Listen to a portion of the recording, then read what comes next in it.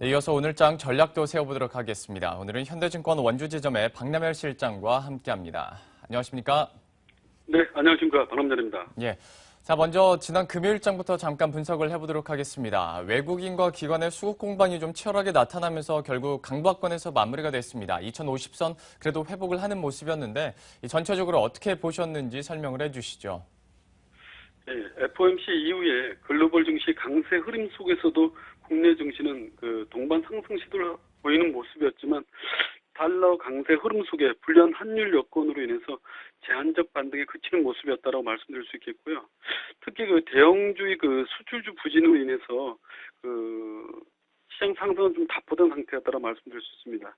섹터별로 보게 되면 증권하고 은행, 기계섹터 등의 업종이 좀 상승하려였는데요. 그동안 우려로 작용했던 미국 FOMC에서 조기금리 인상 언급을 좀 회피하면서 그런 부분에 대해서 국내에서는 증권주 강세가 좀 돋보이는 하루였다고 말씀드리는데요. 동양증권, 키움증권, 우리투자증권의 상승이 좀 돋보였던 하루였다고 말씀드릴 수 있겠고, 그다음에 중국 시장에서의 성장 기대감으로 화장품 관련해서 한국 화장품, 그다음에 애블 CNC, 아모레 퍼시픽 등의 어떤 상승폭이 상당히 크지 않았나 이런 말씀을 드릴 수 있겠습니다.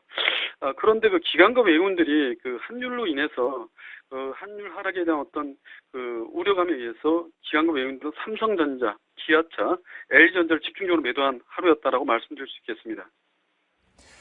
지난 금요일장 분석을 해봤고요. 그리고 이번 주장도 함께 전략 세워보도록 하겠습니다. 그런데 최근에 코스닥 시장을 보면 아주 놀랍습니다. 580선까지 뛰어넘으면서 이제 연고점을 경신하다 보니까 아마 시청자 여러분들도 관심이 많으실 것 같은데요.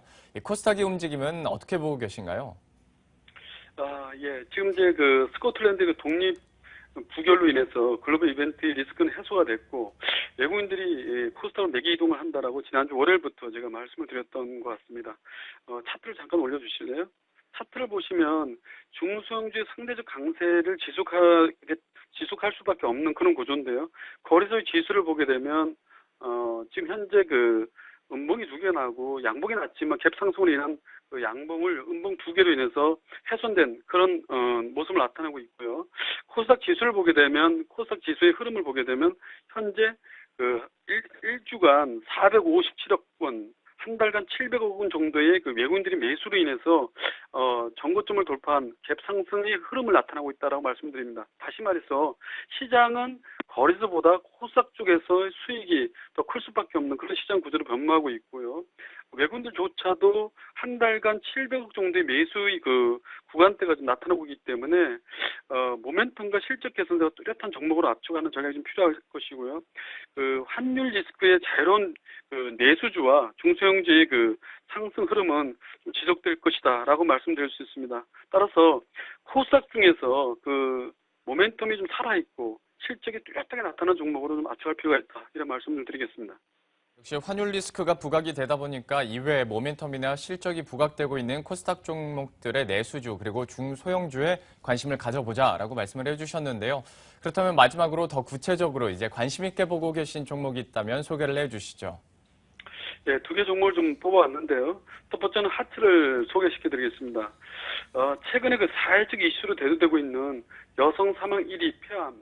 이것이 아마 주방에서 걸린다라는 게 아마 최근의 트렌드인데요. 그래서 레인지 후드, 주방용 환풍기 만드는 하트가 좀 부각되기 시작했고요. 주택 환기 시스템의 제조 회사인데 최근에 정부에서도 각종 규제 철폐로 인해서 아파트 재건축이라든지 증개축이 뚜렷하게 나타나기 때문에 이에 따른 수혜를 좀 볼 것으로 판단합니다.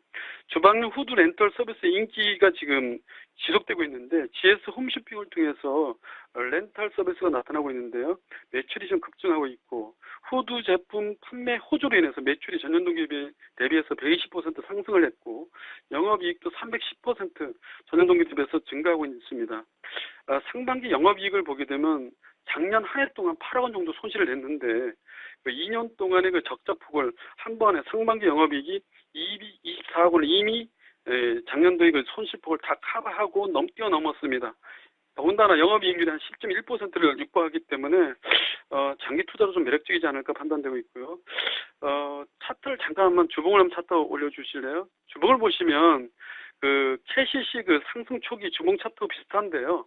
저희가 이제 그 차트 흐름을 볼 때 주봉을 봐야 될 이유가 뭐냐면 5개월, 6개월 전에 그 거래량 400만 주, 300만 주, 200만 주, 100만 주 이렇게 거래량이 감소하면서 주봉을 올린다는 얘기는 장기 추세선이 상당폭 올라갈 수밖에 없는 그런 구조라고 말씀 좀 드리고요. 목표가는 현재 11,000원을 좀 제시하는 이유는 상당한 추세 흐름을 탈 수밖에 없는 그런 구조라는 거 보시면 되겠다는 말씀 드리고요. 손절가는 5,000원을 제시해 드립니다. 두 번째는 아비코전자인데요. 아비코전자는 그 애플에서 그 NFC, 다시 말해서 근거리 무선 통신 활용을 통해서 그 10월부터 아이폰 6 사용자들에게 미국 22만 개 매장에서 결제를 가능할 수 있도록 하겠다라고 발표한 이후에 그 NFC 관련 주식들이 좀 올라가는데 NFC 관련 주식 중에서 왜 아비코전자를 좀 눈여겨보실 필요가 있냐면 아비코전자는 삼성전자와 그 유니온페이 라는 그 중국의 그 유니온페이가 NFC 관련한 그 모바일 결제 서비스를 9월 말부터 제공키로 했답니다. 따라서 이런 부분이 주가에 지금 맞물려 들어간다면 아비코전자 갖고 있는 NFC 시그널 인덕터는 그런 부분에서 수요가 좀 급증할 수밖에 없고요. 그 중국 공장의 그 상반기 그 가동률이 130%를 넘었답니다. 따라서 반기까지 영업이익이 45억 원인데요. 작년 한 해 39억 원이니까 이미 작년 한 해 동안 벌어들인 영업이익을 뛰어넘었고요. 차별화된 실적을 좀 나타나고 있는데 영업이익률이 한 17%를 좀 육박하고 있습니다. 목표가는 한 7,000원을 제시해드리고요. 손절가는 5,000원을 제시해드립니다. 지금의 시장은 대형주의 포트를 일정 부분 담아놓고 중소형주의 수익률을 좀 길게 가져갈 수 있는 그런 시장이다라고 말씀을 드릴 수 있겠습니다. 이렇게 해서 오늘장 관심 종목까지 함께 체크해봤습니다. 지금까지 현대증권의 박남열 실장과 함께했습니다. 고맙습니다. 네, 감사합니다.